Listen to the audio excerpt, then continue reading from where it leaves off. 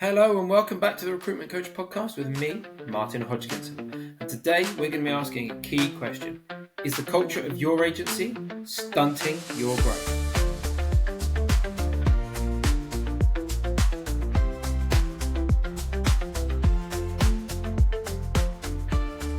We all talk about culture in businesses as whether they're good or bad. We never really dive into the weeds of it. You always hear, oh, they've got great culture. It's really good. You'll really enjoy working there. Or, oh, I wouldn't work there. They've got really bad culture. But what does that actually mean? Because culture is very specific to the business. And yes, it can determine whether somebody wants to work there or not. And so they label it good or bad. But that doesn't mean that it is good or bad. But one thing that I've seen from all the agencies that I've ever worked with is the ones that are really great and driving and growing have a culture where development is ingrained into it. And the ones that are struggling and not really growing, development is an afterthought. It's not part of the day-to-day conversation. It's not part of everything they do.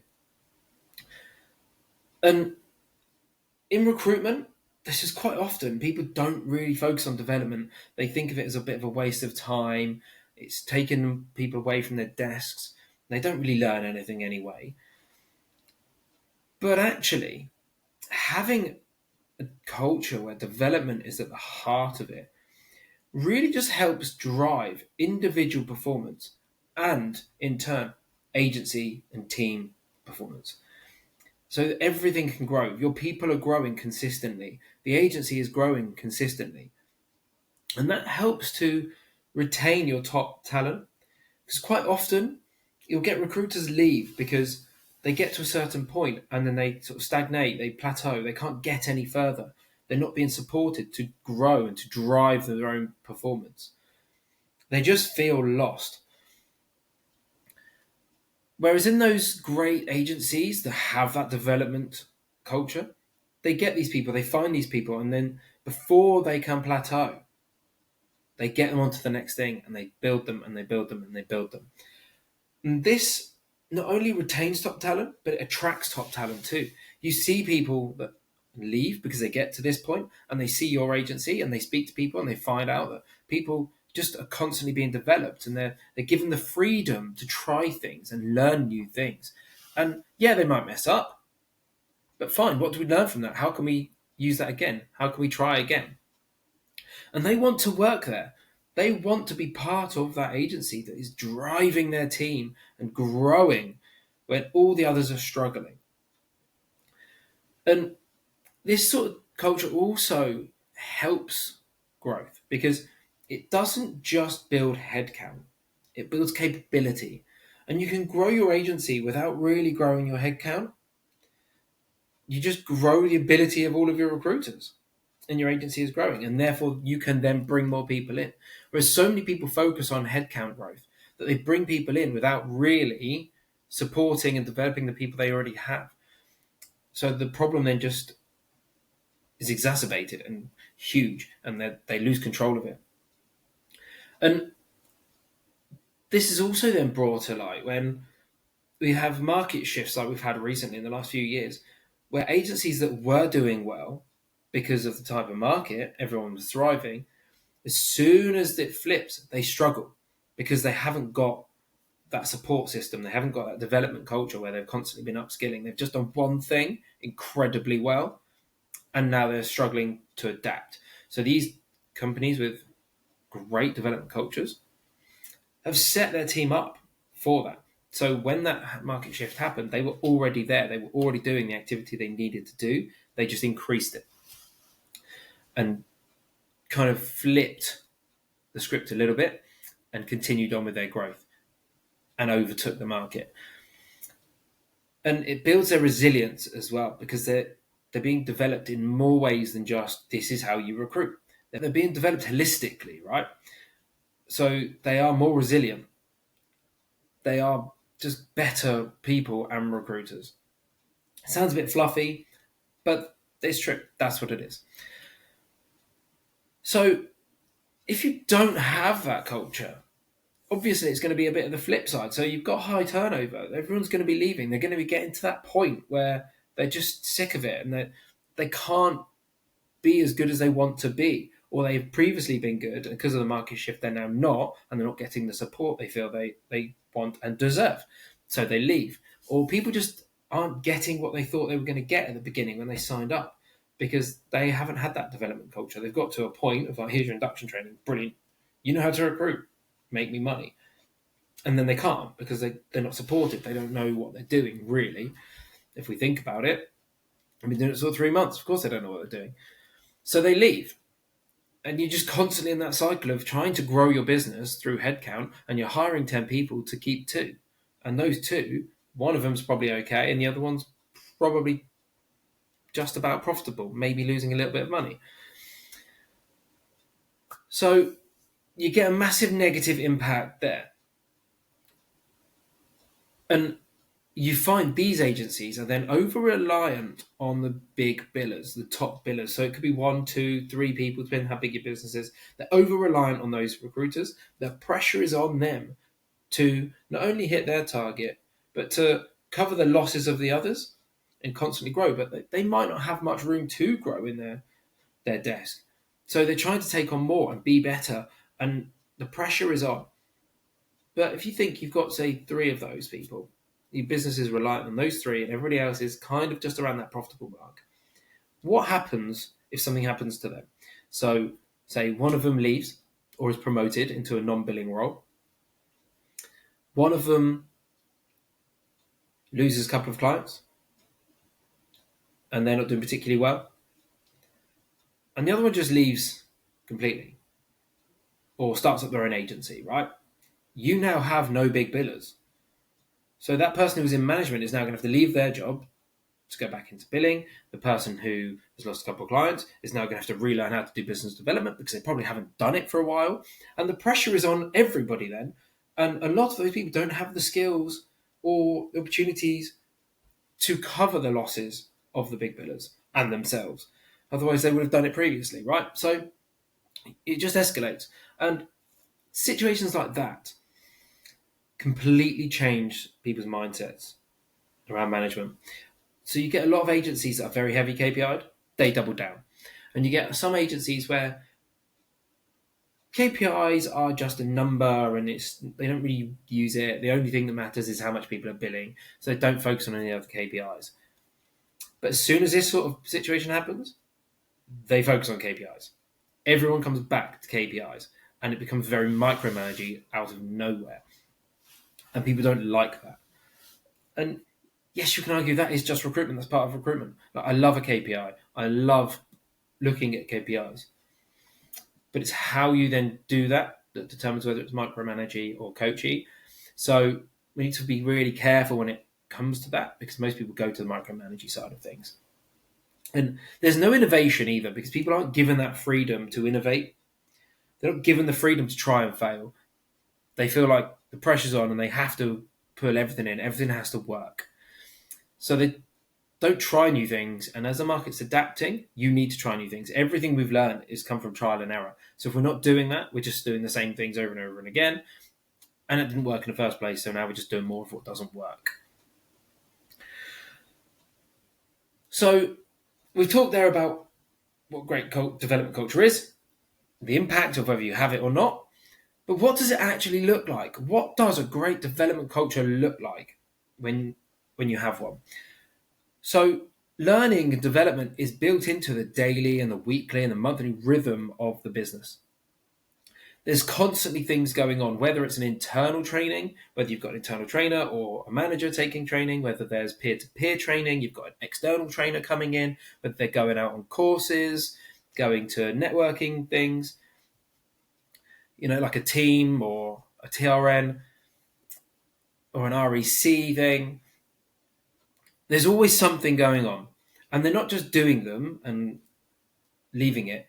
They're reporting back. They're talking about how they've implemented some of the strategies and the methodologies into their daily cycle of work and what success they've had from it, how they've tweaked it to make it fit what they do. Everyone in that business will have a personal development plan, every single one. not just the new starters or the people that are underperforming. Everyone will know what their journeys looks like at the business and how they're going to get there, what steps they need to take to get there, who's going to be delivering that training or helping them with that, or where they're going to get that experience from. And it's constantly monitored. And it's done on like a weekly or a monthly basis every single time, and the managers are there in the weeds helping with that, helping with the development and the coaching. They're not necessarily doing all of it because they're not necessarily the best coach or trainer in that specific thing, but they're there supporting and helping them implement it and keep them accountable for it, because that's where the managers really need to be. They need to be at the forefront of this. They need to be there championing these people that are being developed and are getting success from it. They don't just need to say, "Oh, they've passed their onboarding training or their probationary period. Well done," and move on. They need to celebrate that. That's an achievement. That's a milestone that every recruiter must go through, right? So maybe we do a little certificate presentation. Like, it might be a bit cheesy, but it's something that they can then put on their desk. I worked at a business where they had an academy, and everyone that came through the academy got a certificate, and they all put it on their desk. And it was there reminding them, you've done that, you've done really well. Everyone can see, like, oh, you're on the academy, you passed the academy, brilliant. And it's something that's like held up, like, you've done that, you've passed that academy, you must be a certain standard. Every time they hit a certain milestone, they get a plaque on the wall and a presentation, and they go to an event or something like a directors club, and it's there, it's celebrated, it's at the heart of the business. It's not just, oh, well done, you've got promoted, or you've passed your probationary period, or you've billed a certain amount, great, and then crack on to the next thing. It's there, it's the lifeblood of that agency. So as well as doing all of that, leaders really need to know what they're doing when it comes to coaching and developing. Because if you think about it, when you started the agency, you will have just been a recruiter at first, right? And muddled your way through some of the back office stuff. Maybe outsourced it. You'd have got a team in. You'd have muddled your way through managing. You might be a natural manager, and that's amazing, but most people aren't. They don't really know what they're doing. How many times have you failed as a manager, right? On the journey of becoming a good manager? How many have even finished that journey, right? Have you ever finished being a good manager? It's a constant learning cycle, right? Especially as generation shifts happen. So we need to be setting them up with the skills that they need to be a coach. Are they constantly developing themselves, not as a recruiter anymore, unless they are billing, but as a coach, as a mentor, as a leader? Their development doesn't stop, it changes. They go from having recruitment training into having management training and development. And their PDPs, which they still should have because everyone should have one, their PDPs are adjusted to becoming a great manager or mentor or leader or billing manager, whatever their role may be. And if they don't have one, then that negatively impacts your team, because everyone follows their leader, their manager, their mentor, right? So if they have good behaviours, they're constantly being pushed to develop and grow, then the team will as well. If they aren't doing it, then the team won't do it, because their manager's not, so why should they? So leadership is key in this culture. And you also then need to build it into the processes. Every single process you have needs to be around development. So structured onboarding with built-in performance milestones so that people know if they're on track or not is quite simple. So not necessarily about billings, but it could be billings, it could be activity, it could be behaviours, it could be a mixture of different things, right? Because when somebody first starts, just putting billing targets in isn't necessarily the best way to go, but that's a whole different subject. So having different milestones in there around activity and around potentially billings as well. PDPs need to be clear career progression, linked to career progression and business goals, right? There's no point having a personal development plan that's not linked to anything and just having it for the sake of having it, right? Where do they want to go, and where do you feel they should go for them and for the business, right? There's no point developing somebody over here into something that they don't need, right? How is that going to benefit your business? Because they could just take that skill and run off and do something else, and you've lost somebody there because, well, no reason really. If they were a great recruiter and loved recruitment, they've gone off and done something else. That doesn't happen very often, but it could happen, right? And there was no benefit to your business for them doing that in the first place. If it was something that could push your business forward and develop your business, absolutely do it. Run the risk of them leaving, right? Because if your culture is right and the business is great, they're not going to leave. They're going to stay and carry on doing it. Or at least stay for long enough that you get your return on that investment. So it needs to align with where the business is going. And learning frameworks and development plans and everything needs to be baked into everything. One-to-ones, team meetings, monthly meetings, quarterly meetings, things like that. One of the best things you can do around this, the easiest way you can do it, is something that I do with recruiters that are new, or they might be struggling or might have just moved to a different industry. Is one of the first things I ask them in the session is, what have you learned since we last spoke? Because if they haven't learnt anything, it gives me an indication of, have they been doing anything? Like, what have they actually done if they've not learnt anything? And what conversations have they been having? Have they been talking to the right people about the right things? Have they even tried to learn anything? Are they trying to develop themselves, right? Simple things like that. So we can give them focuses for the week or the month around learning and development, tie it all into your learning and development plan. But it needs to be there, and they need to know about it. They need to have it force-fed to them that this is what we're doing. We are developing. We're shifting our culture. And this is how we're going to do it. So what we need to do is just start asking ourselves a couple of questions. So who is developing right now? And how are you helping them develop? And where is that development going to help the business? Who's coasting? Who's not developing, right? Is that because they don't want to, or because they haven't got the opportunity to? You haven't set them up with the resources to do it. And a really good question when it comes to culture is bringing it back to the beginning.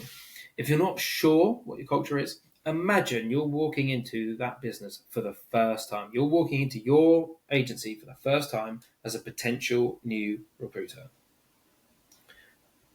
How would it feel? Just looking and feeling and hearing everything. What kind of feeling does it give you? Does it feel fun, exciting, successful? Does it feel like the sort of place that would set you up for success and help you along the way? Are people communicating about work? Are they helping each other out? Or is it everyone's just laser focused on their own thing, hitting the phone because they've got a KPI to hit? Or are they just having too much fun and not really working? So next time you walk into your agency, so tomorrow morning, walk in, just stop for a second and think about it. How does it feel if you were a brand new recruiter? What vibe do you get from it?